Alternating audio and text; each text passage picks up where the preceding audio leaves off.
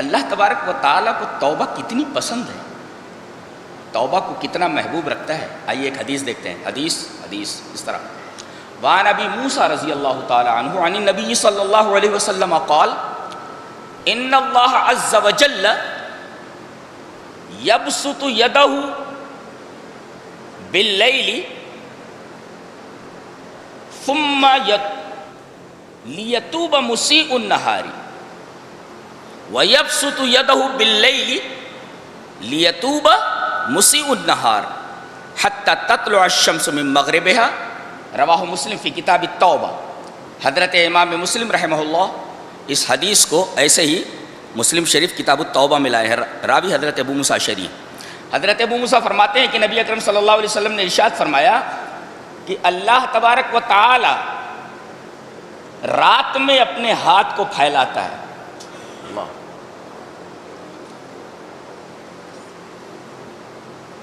جب یہودیوں نے یہ کہا، مشرکین نے یہ کہا کہ اللہ کے ہاتھ بند ہیں، ید اللہ مغلولہ، اللہ کے ہاتھ بند ہیں، تو جواباً یہ فرمایا گیا بل یدہ مبسوطتان، اس کے دونوں ہاتھ پھیلے ہوئے ہیں. تو ایک بات تو یہ معلوم ہے کہ اللہ کے دو ہاتھ ہیں، اور عجیب بات تو یہ کہ ہمارے دو ہاتھ ہیں، ایک دایاں ہے ایک بایاں ہے، اس کے دونوں ہاتھ دائیں ہیں. تو اس آیت کریمہ سے معلوم ہوا کہ اللہ کے دو ہاتھ ہیں. بل یداہ مبسوطتان، اس کے دونوں ہاتھ پھیلے ہوئے ہیں. اور ظاہر ہے جب اس کے دونوں ہاتھ پھیلے ہوئے ہیں، ایک مفسر لکھتا ہے من سأل ومد یدہ للہ لم یرجع مفلسا، جس نے اپنے ہاتھوں کو کھول رکھا ہو، جس کے ہاتھ پھیلے ہوئے ہوں، اگر کوئی آدمی اس کی طرف اپنے ہاتھ بڑھاتا ہے تو مفلس ہو کر تو نہیں لوٹتا، غنی ہو کر ہی لوٹتا ہے. لہذا جب اللہ تبارک و تعالیٰ اپنے ہاتھوں کو پھیلائے ہوئے ہے تو مانگو نا اس کے سامنے ہاتھ. اب جب ہاتھ پھیلائے ہوئے ہے تو اس کے سامنے ہاتھ پھیلا دو. مفلس ہو کر کے کوئی لوٹے گا؟ مفسر کا تفسیرہ بالکل صحیح ہے، بہت شاندار ہے. تو اللہ تبارک و تعالی رات میں اپنے ہاتھوں کو پھیلاتا ہے. کیوں؟ لیتوب مسیء النہار، تاکہ رات کے اندر جو ہاتھ پھیلا رہا ہے اس لیے کہ دن میں گناہ کرنے والا توبہ کر لے. لیتوب مسیء النہار، رات میں اپنے ہاتھوں کو پھیلاتا ہے تاکہ دن میں گناہ کرنے والا توبہ کر لے. اور وہ دن میں اپنے ہاتھوں کو پھیلاتا ہے تاکہ رات میں گناہ کرنے والا اس سے توبہ کر لے. اور یہ کب تک سلسلہ چلتا رہے گا؟ حتی تطلع الشمس من مغربها، جب تک کہ سورج مشرق سے نہ نکل کر مغرب سے نکل آئے، تب تک اللہ تبارک و تعالیٰ کا یہ رحم و کرم بندوں کے اوپر ہے، اور توبہ کی قبولیت کا یہ انداز باقی رہے گا. اس کو توبہ کتنی پسند ہے. آئیے ایک حدیث اور دیکھتے ہیں کہ اللہ تبارک و تعالیٰ کو توبہ کتنی پسند ہے. حدیث اس طرح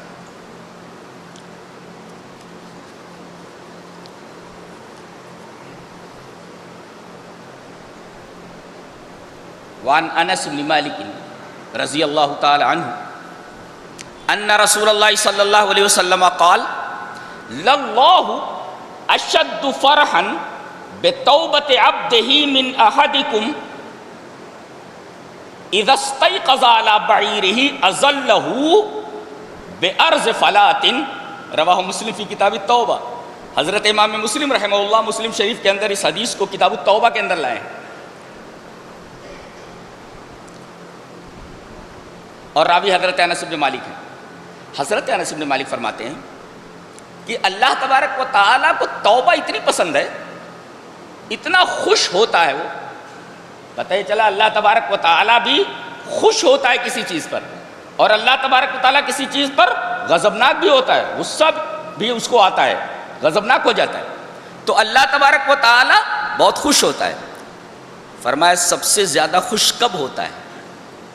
اپنے بندے سے. یوں تو آدمی نماز پڑھتا ہے اللہ تبارک و تعالیٰ خوش ہوتا ہے، روزے رکھتا ہے اللہ تبارک و تعالیٰ خوش ہوتا ہے، حج کرتا ہے اللہ تبارک و تعالیٰ بہت خوش ہوتا ہے، زکوٰۃ دیتا ہے اللہ تبارک و تعالیٰ خوش ہوتا ہے، بہت ساری نیکیاں کرتا ہے اللہ تبارک و تعالیٰ خوش ہوتا ہے. مگر سب سے زیادہ خوش کب ہوتا ہے؟ للہ اشد فرحا، اشد فرح کب ہوتا ہے؟ سب سے زیادہ اشد، جیسے کہا نہیں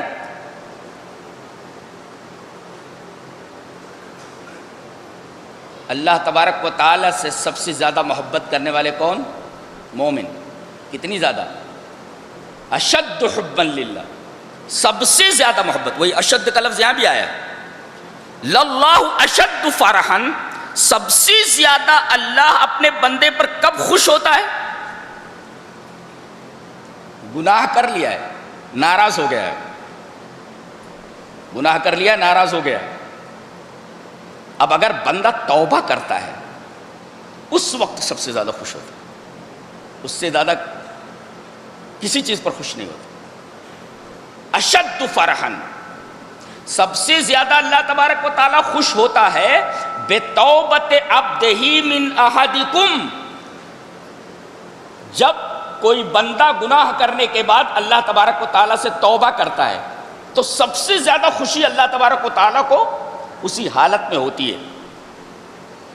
اور کتنا خوش ہوتا ہے؟ ایک تو سب سے زیادہ خوش ہوتا ہے، کتنا خوش ہوتا ہے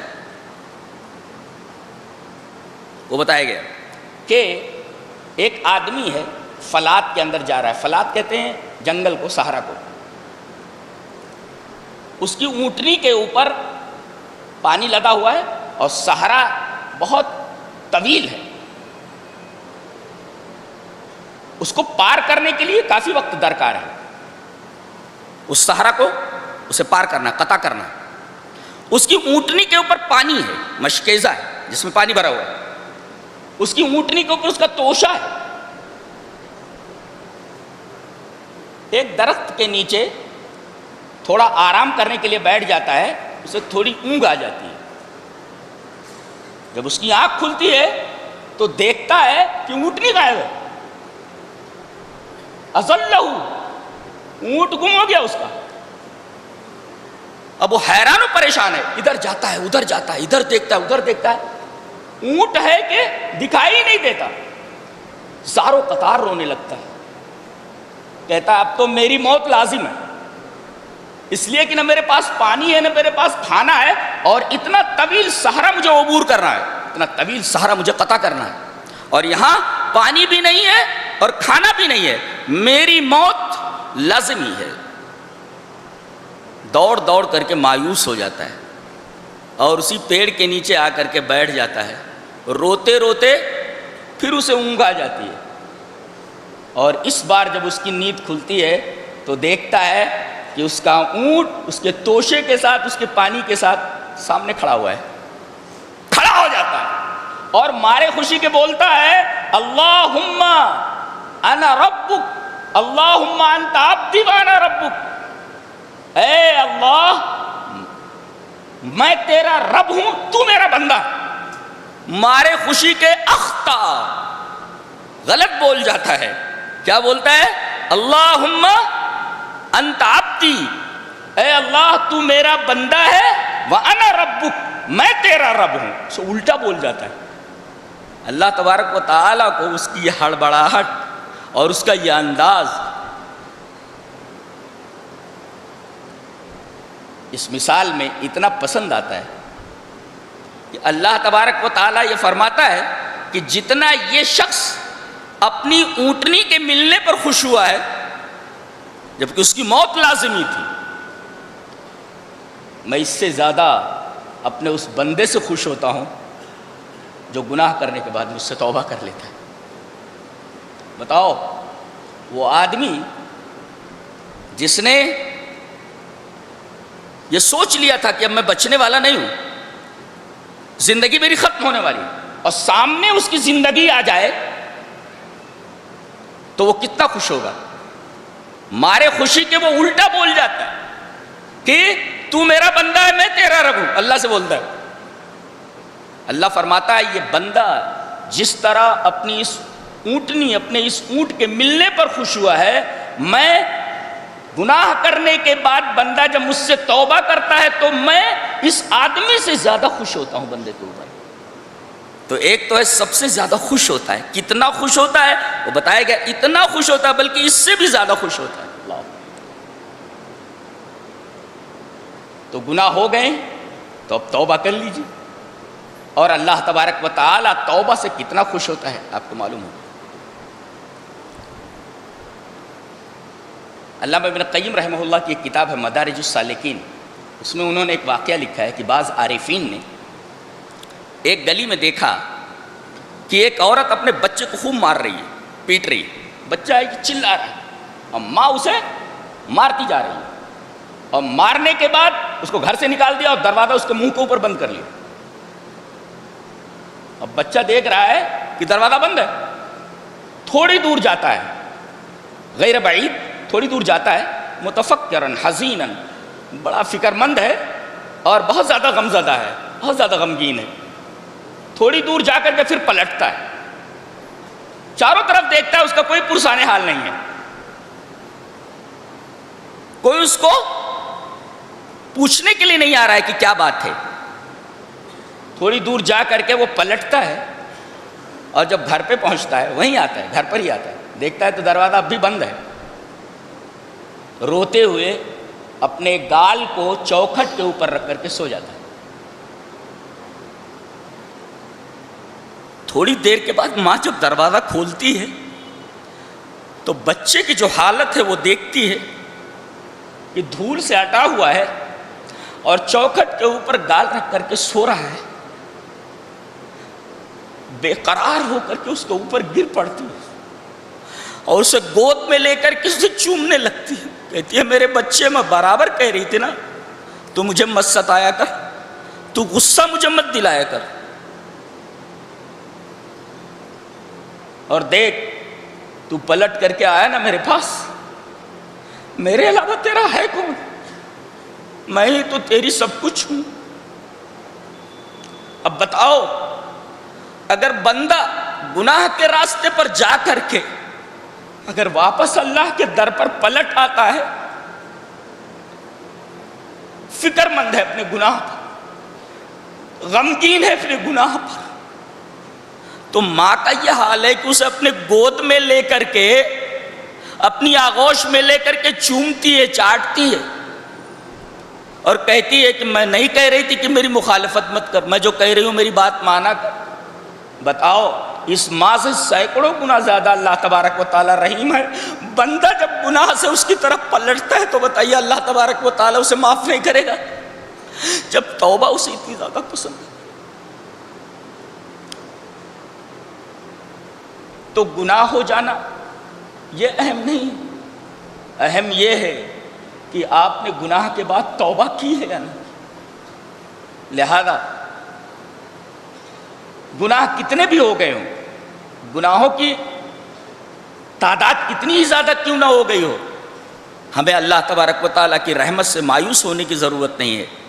قُلْ يَا عِبَادِيَ الَّذِينَ أَسْرَفُوا عَلَىٰ أَنفُسِهِمْ لَا تَقْنَطُوا مِن رَحْمَتِ اللَّهِ. اے میرے بندو، جنہوں نے اپنے اوپر ظلم کر لیا ہے، بہت گناہ کر لیے ہیں، لا تقنطوا من رحمت اللہ، میری رحمت سے مایوس مت ہونا. ان اللہ یغفر الذنوب جميعا، اللہ تبارک و تعالیٰ تمہارے تمام گناہوں کو معاف کر دے گا. انہ هو الغفور الرحیم، اس لیے کہ وہ غفور الرحیم ہے، وہ گناہ کو معاف نہیں کرے گا تو کون کرے گا؟ اللہ تبارک و تعالیٰ نے ایک جگہ ارشاد فرمایا ومن یغفر الذنوب الا اللہ، اللہ کے علاوہ گناہوں کو معاف کرنے والا کون؟ کیا شان ہے بات کرنے کی. اللہ فرماتا ہے میرے علاوہ گناہوں کو کون بخشنے والا؟ میں ہی تو بخشنے والا ہوں. لہذا جب وہ گناہوں کو بخشنے کے لیے موجود ہے تو اس کے سامنے استغفار کے لیے اور طلب مغفرت کے لیے دعا میں ہاتھ کیوں نہ اٹھایا جائے، اس کے سامنے دست دعا کیوں نہ پھیلایا جائے، دست سوال کیوں نہ دراز کیا جائے. اللہ تبارک و تعالیٰ کو توبہ اتنی پسند ہے کہ بندہ گناہ کے راستے پر جاتے جاتے کیسے میری طرف پلٹ کر آیا ہے، بہت خوش ہوتا، بہت خوش ہوتا. تو اہم یہ نہیں ہے کہ تم نے گناہ کر لیے، اہم یہ ہے کہ تم نے گناہ کرنے کے بعد توبہ کی ہے یا نہیں کی. اصل توبہ ہے، مرنے سے پہلے توبہ کر لو، بخشش کا پورا امکان ہے. اللہ تبارک و تعالیٰ تمہارے تمام گناہوں کو بخش دے گا.